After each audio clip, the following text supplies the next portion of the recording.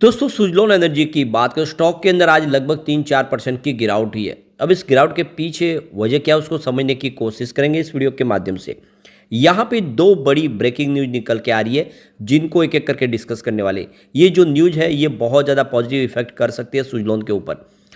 अब यहाँ पे जो सबसे बड़ी बात है कि सुजलॉन एनर्जी जो अपने सेक्टर की मार्केट लीडर कंपनी है, पिछले कई सालों से विंड एनर्जी सेक्टर में कंपनी काम कर रही है।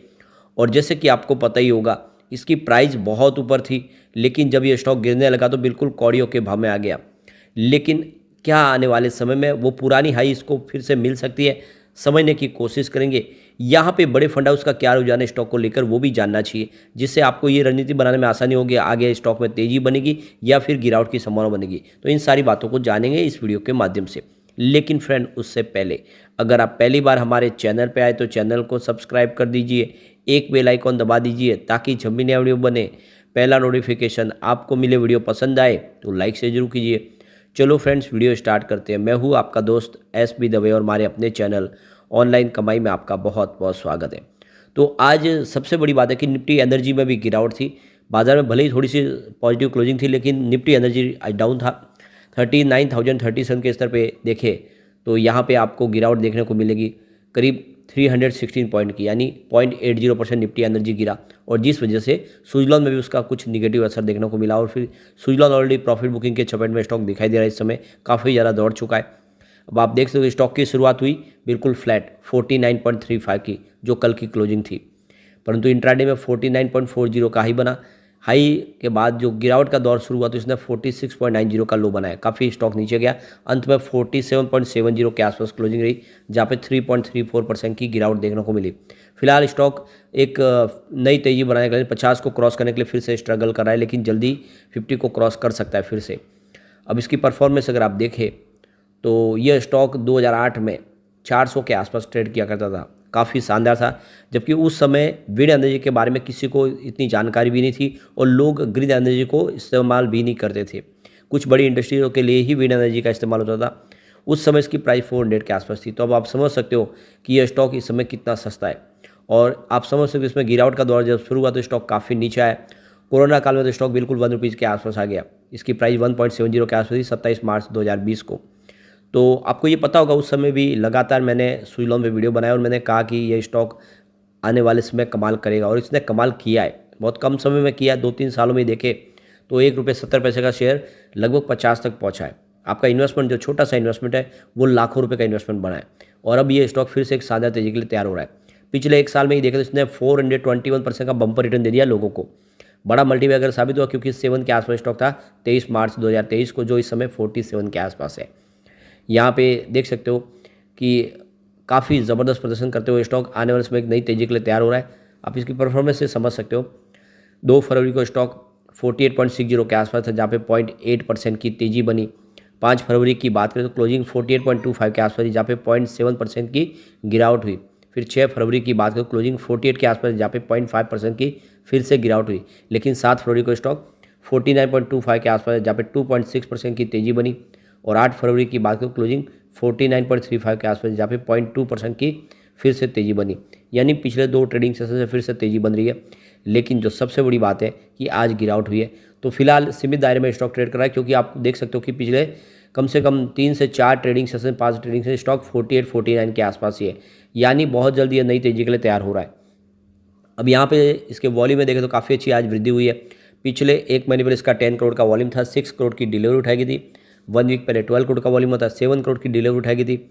और कल 6 करोड़ का वॉल्यूम था, 4 करोड़ का डिलीवरी बेस काम होता है। लेकिन आज फिर से 10 करोड़ का वॉल्यूम है, वॉल्यूम काफ़ी अच्छा बढ़ा है।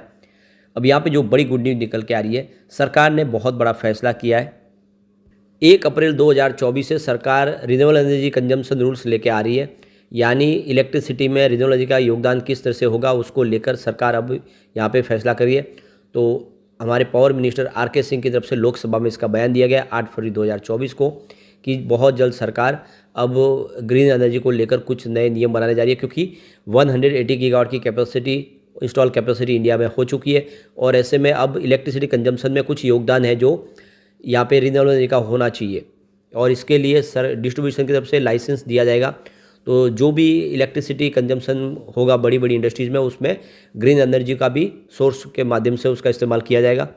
वैसे इससे पहले ही सरकार ने एक तरह से मैंडेटरी कर दिया गया है कि जो भी बड़ी इंडस्ट्रीज़ है उनको इलेक्ट्रिसिटी कंजम्पशन जो भी उनका हो रहा है उसमें कुछ सर्टन जो योगदान है वो रिन्यूएबल एनर्जी का लेना होगा, उसमें उनको इस्तेमाल करना ही होगा। सरकार चाहती है कि ज़्यादा से ज़्यादा ग्रीन एनर्जी का इस्तेमाल लोग करने लगे और इसके लिए आरपीओ लाया गया है जिसका इस्तेमाल भी हो रहा है और डिस्कॉम के लिए भी कुछ पनिशमेंट पॉलिसी लाई गई है, जैसे कि लेट चार्ज, जिससे वो अपना जो बकाया है वो भी समय पे दे पाए।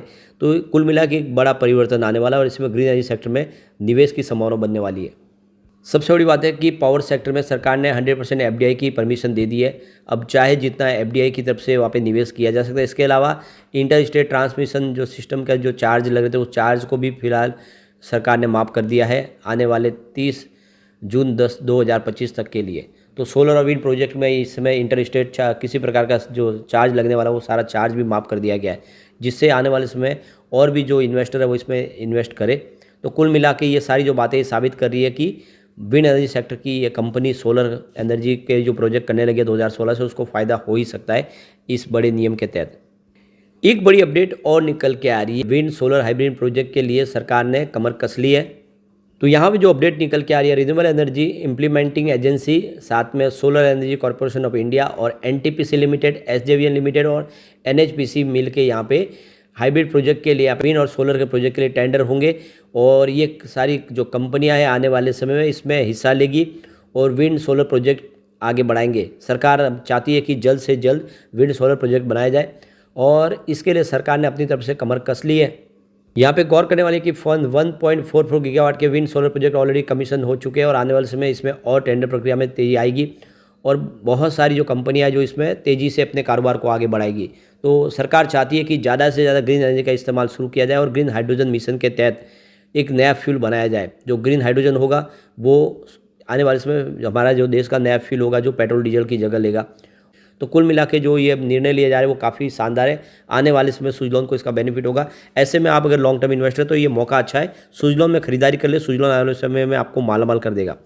एक बार आज की डील को डिस्कस कर लेते हैं। तो सुबह 10:36 पर 48.05 की प्राइस से 5,16,000 शेयरों की एक बड़ी बिकवाली हुई। फिर 11:07 पर 46.90 की प्राइस से 41,99,000 शेयरों की एक बिकवाली और हुई। फिर 11:34 पर 46.90 की प्राइस से 37,99,000 शेयरों की एक बिकवाली और हुई और उसके बाद 11:38 पर 47 की प्राइस से यहाँ पे करीब 23,57,000 शेयरों की शानदार खरीदारी हुई। उसके बाद 1:52 पर 47 की प्राइस से 9,91,000 शेयरों की फिर से बिकवाली हुई। तो उसके बाद 2:59 पर 47 की प्राइस से 5,56,000 शेयरों की खरीदारी हुई। तो फिर 3:11 पर 47.35 की प्राइस से 5,24,000 शेयरों की एक खरीदारी हुई। तो भले ही आज बड़े फंड हाउस की इसमें प्रॉफिट बुकिंग हुई हो, लेकिन जिस तरह से बाजार क्लोज होने के समय बड़े फंड हाउस की खरीदारी हुई है, ये इशारा करिए कि सुजलॉन में आने वाले समय एक शानदार तेजी आएगी और ये अच्छा मौका है गिरावट का फायदा उठा के आपको खरीदारी करनी चाहिए। अब एक बार पिवट लेवल को चेक कर लेते हैं। तो यहाँ से अगर गिरावट होती है तो 43 का पहला सपोर्ट है, ये टूटा तो स्टॉक 39 तक जा सकता है। अब बड़ी गिरावट शुरू होती है तो फिर 35 तक भी जाने की संभावना है। ये तभी पॉसिबल है जब बाजार में काफ़ी बड़ी गिरावट हो जाए। पॉजिटिव माहौल बना तो 51 का फर्स्ट रेजिस्टेंस है, इसको पार करते ही स्टॉक आपको 55 तक जाता हुआ दिखाई देगा और एक बार इसने 55 को क्रॉस कर लिया फिर जल्दी ही 60 तक भी हो सकता है। तो बिल्कुल आपको इन्वेस्टमेंट करना चाहिए। सुजलॉन बहुत मजबूत कंपनी है और जैसे कि सरकार ने एक और नई पॉलिसी लाई है, जो पुरानी विंड टर्बाइन है उसको रिप्लेस करना है या फिर उसको वापस मॉडर्न टेक्नोलॉजी से लैस करना है। ऐसे में सुजलॉन के लिए अपॉर्चुनिटी बहुत है क्योंकि उनके द्वारा ही 1990 के पहले वो सारी लगाई गई है। ऐसे में उनके पास वो सारी टेक्नोलॉजी का नॉलेज है, वो इसका फ़ायदा उठा सकती है। बहुत बड़ा मार्केट है, सुजलॉन इसमें बहुत अच्छा पैसा कमा सकते हैं और ऊपर से लाइफ टाइम सर्विस प्रोवाइड करने का काम कंपनी के पास है। ऐसे में इनका बिजनेस लगातार चलता है, तो दाव आपको लगाना चाहिए। लेकिन फ्रेंड, कोई भी इन्वेस्टमेंट करने से पहले अपने फाइनेंशियल एडवाइजर्स बड़े ले ले या अपना खुद का रिसर्च करें, क्योंकि मैंने वीडियो आपके एजुकेशनल पर्पज़ के लिए ही बनाया। वीडियो पसंद आए तो लाइक शेयर जरूर कीजिए और चैनल को सब्सक्राइब कर दीजिए। Thank you friends.